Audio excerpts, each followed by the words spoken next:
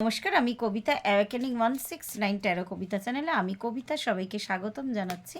এখন চলে এসেছি বৃশ্চিক রাশি 2025-এর রাশিফল কি হতে চলেছে। বৃশ্চিক রাশি কোন কোন ঘটনার সম্মুখীন হতে চলেছেন, কি কি শুভ ফল তার জীবনে আসতে চলেছে, বা কি কি নতুন জিনিসের সংযোজন হতে চলেছে, আর কোন কোন জিনিস থেকে একটু সাবধানতা অবলম্বন করতে হবে। তো এটা আমার ট্যারো থ্রুতে দেখা যাক বৃশ্চিক রাশির জন্য কি এনার্জি আসে। এটা জেনারেল প্রেডিকশান, যেহেতু 70-80% মানুষের সঙ্গে কিন্তু রেজোনেট হবে। আর যারা আমার ভিডিও দেখছেন তারা ছোট্ট করে একটা কমেন্ট করলে ভালো হয়। অনেকেই ভিউ করছেন, কিন্তু কমেন্ট আমি কিন্তু একটু কমই পাচ্ছি। তো আপনাদের সাথে মিললো কি মিললো না, যেহেতু আমার চ্যানেলে আমি খুব বেশি ভিডিও দিতে পারি না, চ্যানেলটাও খুব বেশি দিন হয়নি, আমি মানে একদমই সময় পাই না ভিডিও করার খুব একটা, তাই জন্য আমি নিবেদন করছি বা আবেদন করছি যে আপনারা প্লিজ একটুখানি একটা ছোট্ট কমেন্ট করে যাবেন। অনেকেই করছেন, আমি বলবো না যে কেউ করছেন না, কিন্তু সেই কমেন্ট কিন্তু অনেকটাই কম পাচ্ছি আমি। তো দেখা যাক বৃশ্চিক রাশির 2025 জলতত্ত্বের রাশি বৃশ্চিক রাশি, আর এই বছরটা অগ্নিতত্ত্বের মঙ্গলের ইয়ার, তো কি হতে চলেছে। 7 কার্ড রিডিং করি আমি সবসময় রাশিফলের রিডিং করলে। 5টা কার্ড অলরেডি আমার কাছে চলে এসেছে। আমি কার্ডগুলো সাফেল করা খুব একটা দেখাতে পারি না।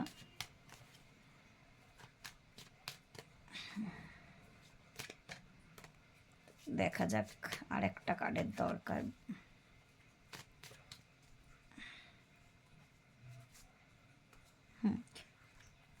বটম অফ দ্য ডেক কিন্তু 10 অফ কাপস, সুন্দর একটা কার্ডের এনার্জি এসেছে।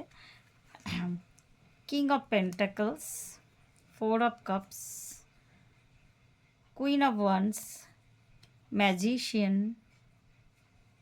3 of wands, hermit. Major arcana থেকে একটাই কার্ড এলো, হারমিটের কার্ড। 6 অফ ওয়ান্সের কার্ড, আর হচ্ছে নাইট অফ পেন্টাকলস। বৃশ্চিক রাশি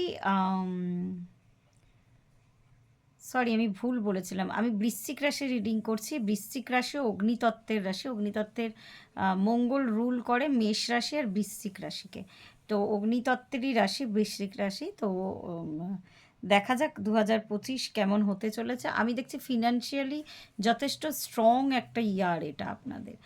আর আগের বছরে না আপনারা অনেকখানি ক্ষতির বা ব্ল্যাক ম্যাজিকের সম্মুখীন হয়েছিলেন অনেকেই, তো সেটা আশা করি এই বছর কাটিয়ে উঠতে পারবেন। আর তার সাথে সাথে আপনারা নতুন কর্ম, নতুন কোনো প্রজেক্ট কিন্তু আপনাদের জীবনে শুভ ফল নিয়ে আসতে চলেছে। আর যে কোনো উইশ ফুলফিলমেন্টের এটা বছর, সেটা প্রেমের ক্ষেত্রে হোক বা আপনাদের বিবাহিত লাইফের ক্ষেত্রে হোক, যারা সন্তান চাইছেন তাদের সন্তান প্রাপ্তির আপনারা কিন্তু মানে সন্তান প্রাপ্তি হতে পারে, আপনাদের জীবনে ঘটতে পারে যারা যারা চাইছেন। আর 3 অফ ওয়ান্সের কার্ড আছে, যারা যারা বিদেশ যেতে চাইছেন তাদের ক্ষেত্রে ভালো সময়। আর একটু ইন্ট্রোস্পেক্ট করবেন, একটু ভেতরে ঝুঁকে দেখবেন যে কি কি আপনাদের আগের বছরে ঠিক কোন কোন জিনিস থেকে বা কোন কোন মানুষগুলো থেকে আপনাদের ক্ষতির সম্ভাবনা ছিল, তাদের থেকে এবছরটা একটু দূরত্ব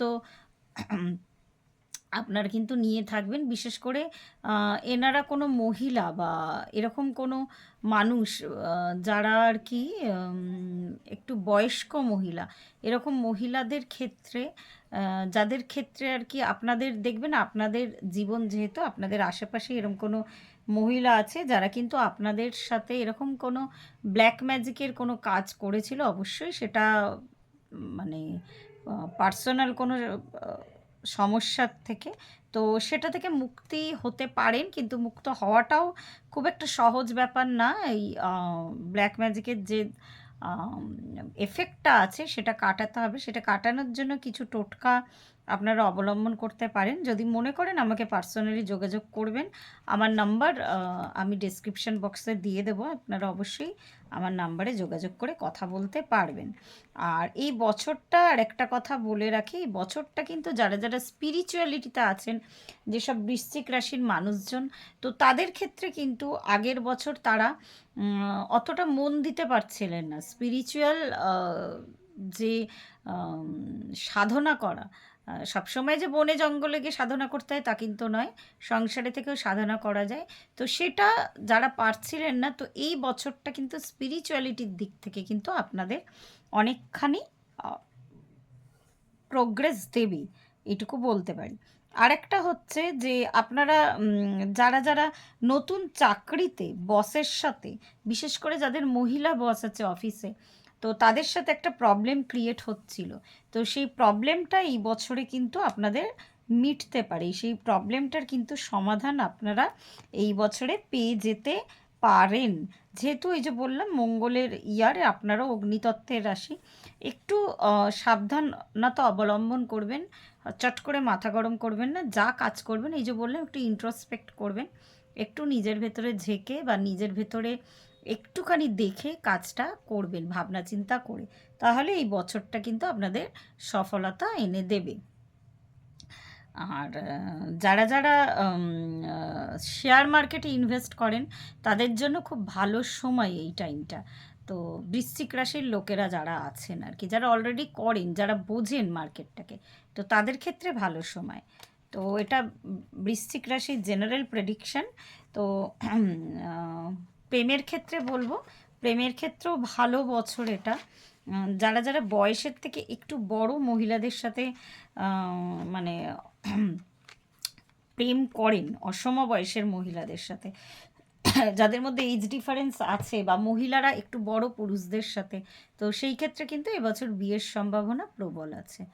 তো বৃশ্চিক রাশির 2025-এর এটা প্রেডিকশান। নেক্সট রাশিফল নিয়ে আবার উপস্থিত হব। ধন্যবাদ।